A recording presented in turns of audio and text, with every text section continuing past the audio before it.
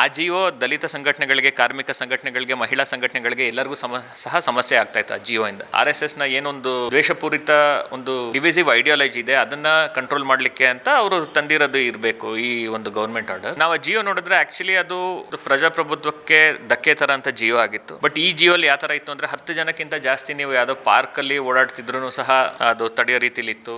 ಯಾವುದೇ ಒಂದು ರೀತಿ ಪ್ರತಿಭಟನೆ ಮಾಡಾಗಿದ್ರು ತಡೆಯೋ ರೀತಿಲಿ ಇತ್ತು. ಈಗ ಆಲ್ರೆಡಿ ಪ್ರತಿಭಟನೆಗಳ ಮೇಲೆ ತುಂಬಾನೇ ನಿರ್ಬಂಧನೆಗಳಿದೆ. ಶಿಕ್ಷಣ ಬಿಟ್ಟು ಬೇರೆ ಪರ್ಪಸ್ಗೆ ಶಾಲೆಯನ್ನ ಉಪಯೋಗಿಸಬಾರದು ಅಂತ ಒಂದು ಸರ್ಕ್ಯುಲರ್ ತಂದಿದ್ರು. ಅದು ಜಗದೀಶ್ ಶೆಟ್ಟರ್ ಅವರೇ ತಂದಿದ್ದು. ಆ ಒಂದು ಸರ್ಕ್ಯುಲರ್ ತಂದಿದ್ರು ಸಹ ಸುಮಾರು ಶಿಕ್ಷಣೇತರ ಚಟುವಟಿಕೆಗಳು ಸರ್ಕಾರಿ ಶಾಲೆಗಳಲ್ಲಿ ನಡೀತಾ ಇತ್ತು. ಉದಾಹರಣೆಗೆ ಜುಲೈಯಲ್ಲಿ ರಾಮಗೊಂಡನಹಳ್ಳಿ ಗೌರ್ಮೆಂಟ್ ಹೈಸ್ಕೂಲ್ ನಲ್ಲಿ ಅರವಿಂದ್ ಲಿಂಬಾವಳಿ ಒಂದು ಪ್ರೋಗ್ರಾಮ್ ಮಾಡ್ತಾರೆ. ಇಲ್ಲಿಗಲ್ ಬಾಂಗ್ಲಾದೇಶಿಸ್ನ ಹೆಂಗೆ ಐಡೆಂಟಿಫೈ ಮಾಡೋದು ಅಂತ ಟ್ರೈನಿಂಗ್ ಕೊಡ್ತಾರೆ ಸರ್ಕಾರಿ ಶಾಲೆನಲ್ಲಿ. ಈಗ ರೈತರು, ಕಾರ್ಮಿಕರು ಒಂದು ಮೆರವಣಿಗೆ ಹೋಗಕ್ಕೆ ಅನುಮತಿ ಕೇಳಿದ್ರೆ ಅನುಮತಿ ಕೊಡಕ್ಕಾಗಲ್ಲ ಅಂತ ಹೇಳ್ತಾರೆ. ಆದ್ರೆ 2 ಭಾನುವಾರದ ಕೆಳಗಡೆ RSS ಅವ್ರಿಗೆ 100 ಕಡೆ ಮೆರವಣಿಗೆ ಮಾಡಕ್ಕೆ ಪ್ರತಿಭಟನೆ ಈ ಪೊಲೀಸ್ ಅವರೇ ಈ ಮೆರವಣಿಗೆ ಮಾಡಕ್ಕೆ ಪೊಲೀಸ್ ಅವರೇ ಪರ್ಮಿಷನ್ ಕೊಟ್ಟಿದ್ದಾರೆ. ಇವ್ರು ನೋಡಿ ಹೇಟ್ ಸ್ಪೀಚ್, ಫೇಕ್ ನ್ಯೂಸ್ ನ ತಡಿಲಿಕ್ಕೆ ಒಂದು ಮಸೂದೆ ತಗೊಂಡ್ ಬರ್ತಾರೆ ಅಂತ ಹೇಳಿದ್ರು. ಅದ್ರ ಬಗ್ಗೆ ಏನು ಚರ್ಚೆನೇ ಇಲ್ಲ. ಒಂದು ಡ್ರಾಫ್ಟ್ ಇದೆ, ಅದು ಅಫಿಷಿಯಲ್ ಡ್ರಾಫ್ಟ್ ಅಂತಾನೂ ಗೊತ್ತಿಲ್ಲ. ಅಕ್ಟೋಬರ್ 18ನೇ ತಾರೀಕು ಕರ್ನಾಟಕ ಸರ್ಕಾರ ಒಂದು ಹೊಸ ಸರ್ಕಾರಿ ಆದೇಶ ತಗೊಂಡ್ ಬಂದಿತ್ತು, ಗೌರ್ಮೆಂಟ್ ಆರ್ಡರ್. ಏನಂತ ಹೇಳಿದ್ರೆ ಯಾವುದೇ ಸರ್ಕಾರಿ ಜಾಗದಲ್ಲಿ ಅದರಲ್ಲಿ ಅವರು ರಸ್ತೆ, ಪಾರ್ಕು, ಶಾಲೆ, ಕಾಲೇಜು, ಕೆರೆ ಎಲ್ಲಾನು ಸೇರಿಸಿದ್ರು. ಯಾವುದೇ ಸರ್ಕಾರಿ ಜಾಗದಲ್ಲಿ ಯಾರಾದರೂ ಖಾಸಗಿಯವರು ಪ್ರೋಗ್ರಾಮ್ ಮಾಡಬೇಕಾದ್ರೆ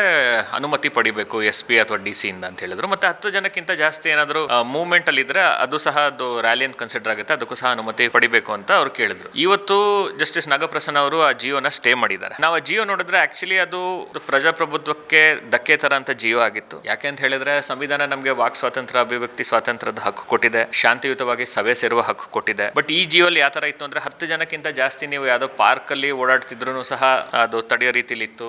ಯಾವುದೇ ಒಂದು ರೀತಿ ಪ್ರತಿಭಟನೆ ಮಾಡಾಗಿದ್ರು ತಡೆಯೋ ರೀತಿಲಿ ಇತ್ತು. ಈಗ ಆಲ್ರೆಡಿ ಪ್ರತಿಭಟನೆಗಳ ಮೇಲೆ ತುಂಬಾನೇ ನಿರ್ಬಂಧನೆಗಳಿದೆ. ಬೆಂಗಳೂರಲ್ಲಿ ಈಗ ಆಲ್ರೆಡಿ 2 ಗೌರ್ಮೆಂಟ್ ಆರ್ಡರ್ ಇದೆ. 2009 ಒಂದು ಪೊಲೀಸ್ ಆರ್ಡರ್ ಇದೆ, 2021 ಒಂದು ಪೊಲೀಸ್ ಆರ್ಡರ್ ಇದೆ. ಈಗ ಜೊತೆಗೆ ಇದು ಬೇರೆ ಬಂತು. ಸರ್ಕಾರ ಇದನ್ನ ತಂದಿದ್ದ ಸನ್ನಿವೇಶ ಏನಂತ ಹೇಳಿದ್ರೆ RSS ನ ಏನೊಂದು ದ್ವೇಷಪೂರಿತ ಒಂದು ಡಿವಿಸಿವ್ ಐಡಿಯಾಲಜಿ ಇದೆ ಅದನ್ನ ಕಂಟ್ರೋಲ್ ಮಾಡ್ಲಿಕ್ಕೆ ಅಂತ ಅವರು ತಂದಿರೋದು ಇರಬೇಕು ಈ ಒಂದು ಗೌರ್ಮೆಂಟ್ ಆರ್ಡರ್.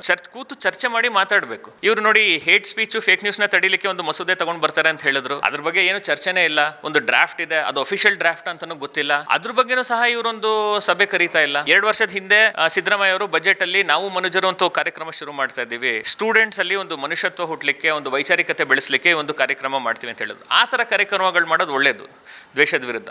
ಆದರೆ ಆ ಕಾರ್ಯಕ್ರಮ ಏನಾಯ್ತು ಅಂತಲೂ ಗೊತ್ತಿಲ್ಲ.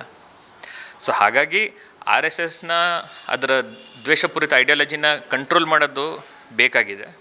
ಆದರೆ ಇವರು ತಂದಿದ್ದ ಜಿಯೋ ಅದಕ್ಕೆ ಸರಿಗಿರಲಿಲ್ಲ.